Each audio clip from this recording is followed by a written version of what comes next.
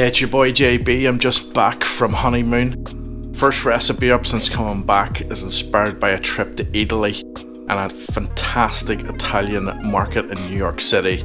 This is my blueberry focaccia.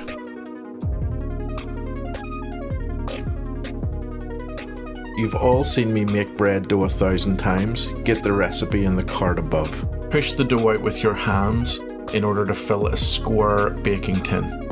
Leave the dough to prove in the tin for an hour. Add 200 grams of blueberries to the dough.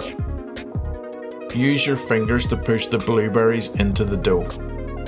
Prove the dough again for a further 30 minutes. Set your oven to its hottest setting and let it cook for 20 minutes.